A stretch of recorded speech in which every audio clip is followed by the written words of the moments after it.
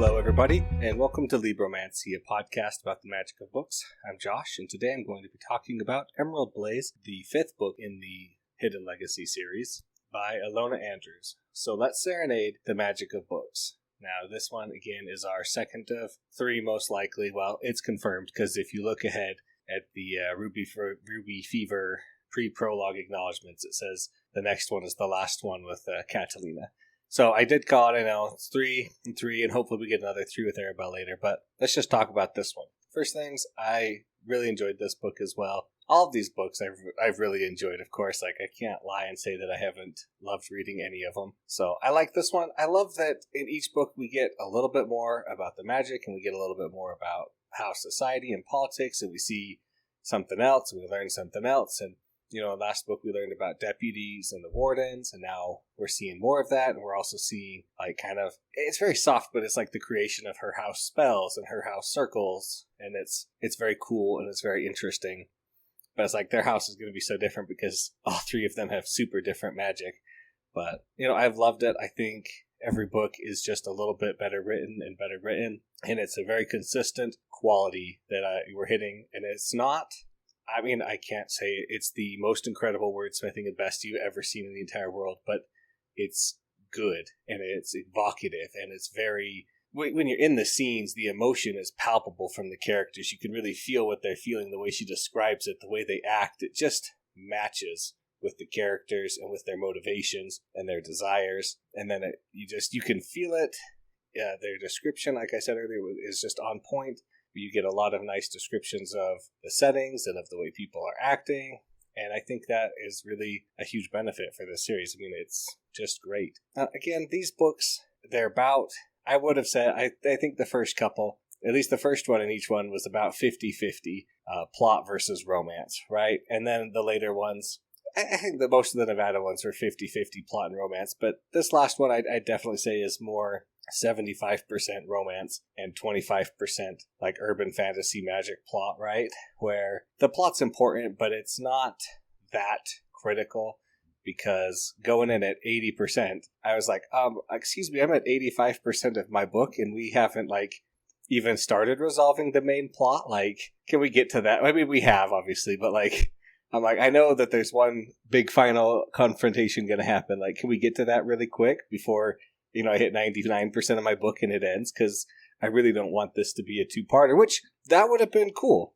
If this had been a two-parter, it would have broken the style of the other books where each one's, you know, one book and self-contained, one issue. But for the level of this book, I don't think it would have been unwarranted to be like, this is our thing, and then bam, now we're going to move to the next thing, right? So I don't think that would have been bad, but it would have kind of broken the flow. Each book a different issue, and they didn't.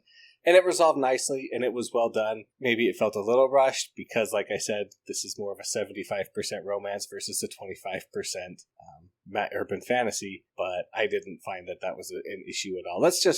We're going right into it now. Spoiler time. You've been warned. This is Emerald Blaze, the fifth book. Yep, fifth book for sure. Okay. So, let's talk about Catalina.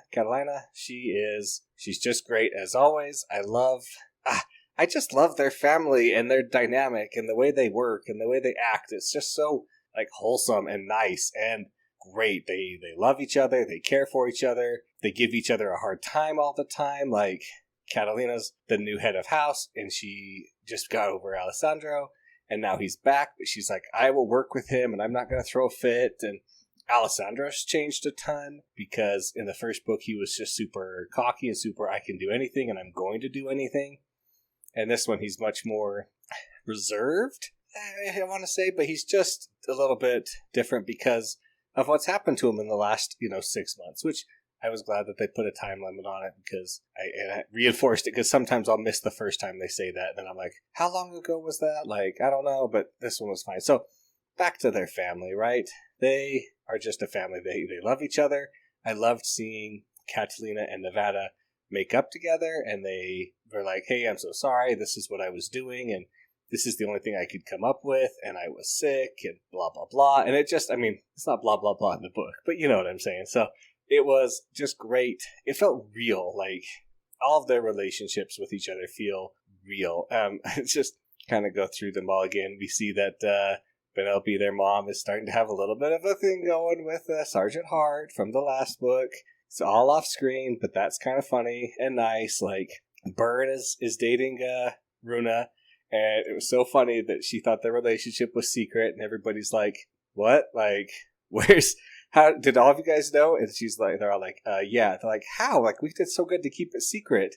And they're all like, well, Connor says, we're a private investigative firm. Like, they know things. And Nevada's like, yeah, Byrne lied to me, so I knew it was true. I knew the truth. Like, you can't lie to a truth seeker and not get called on it. So it was just fun.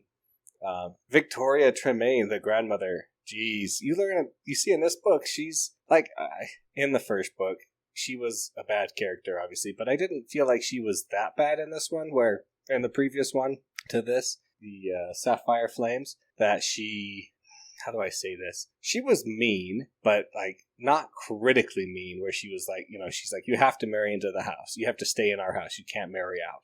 And it's like, that's a kind of a reasonable thing to ask her. Like, reasonable within limits here, you guys. Go with me here, because she wants their house to survive because it's her only legacy.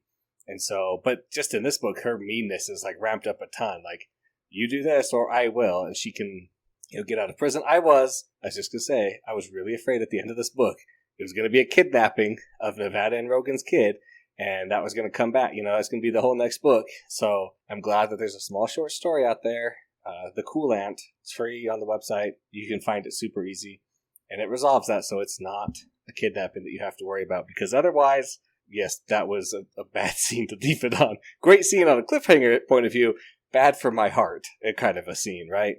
So it's fun to see them. I was so glad that Nevada was back in this, and that she has a reason for not involving herself in this. Because sometimes with series that they go from, one sibling to the next, just like, well, what's your other sibling doing? Are they just like doing nothing except for when you call? Like, that's not who they are. But obviously they have a really good reason for that. She's pregnant. I love the scene where she's like, oh, by the way, my water broke. Like, where she walks out like, cancel all your plans, Rogan. We're going to the hospital. And the fact that she gets freaking telekinetic powers because her son is such a powerful prime, it maternally transfers to her, while she's pregnant. Just like, talk about a side effect of pregnancy. Like, that's crazy. But definitely not a dad, which, he has tons of power if she's getting some of it. So that was funny. And in this one, Linus, the warden of Texas, I really thought he was going to die in this book because he was very absent. But I was like, I don't want him to die.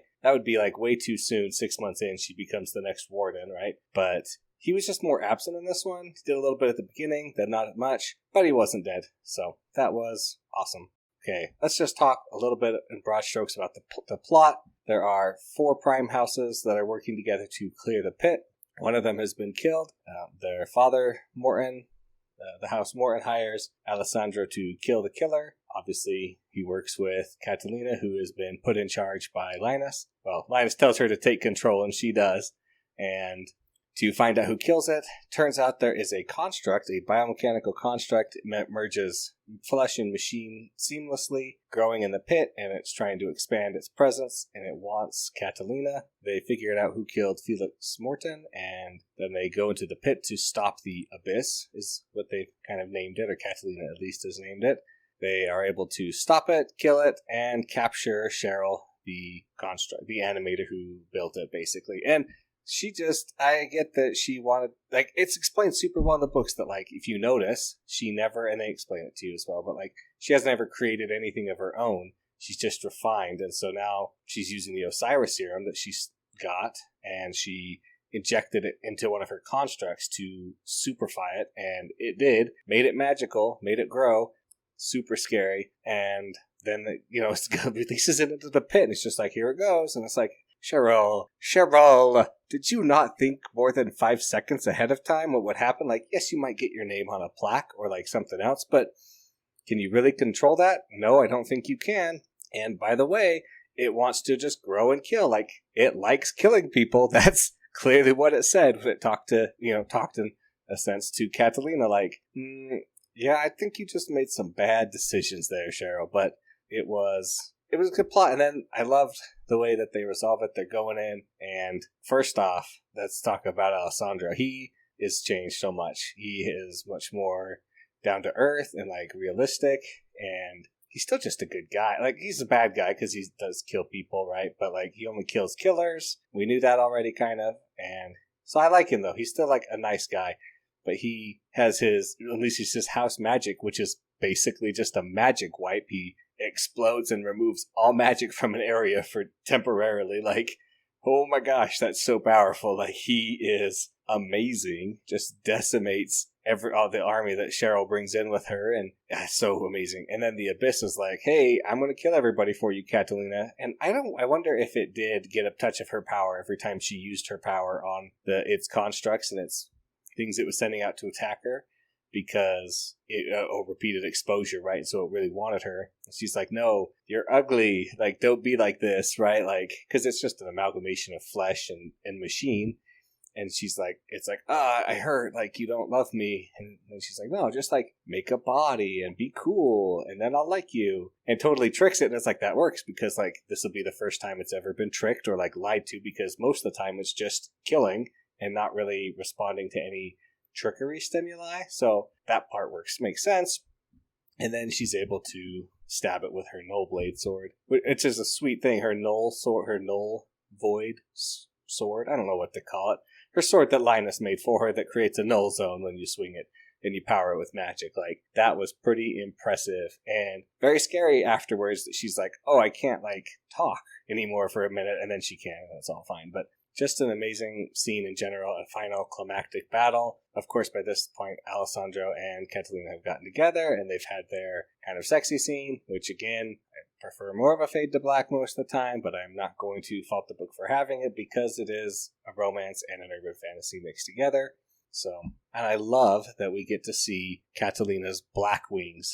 If her other wings are wings of love, then these are her wings of hate. More Leon and his gun fu in this book, or his gun magic. He is just a funny character every time, always wants to be killing, but, doesn't actually want to kill, and make sure that he doesn't attack or hurt people unnecessarily. And just, I liked the way that they wove the Archon assassin and his proteges coming in and create, and trying to cause havoc in their life. They don't just go for the flat-out assault, because they're protected against that now. They have a better, private army basically around them the whole time, and so they go about trickery ways, and they try and mistake things. And I love that Catalina sees Alessandro, and she's like, oh, that's not Alessandro. She's like, Leon, that's not Alessandro. You can shoot him.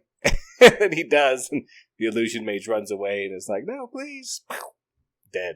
That was a pretty fun scene. I liked that. And I liked the difference where we see two personalities for Alessandro. We have the artisan personality, and then we have Alessandro the playboy. And there are certain times where she says that the artisan said something, or the artisan did something, versus Alessandro said something.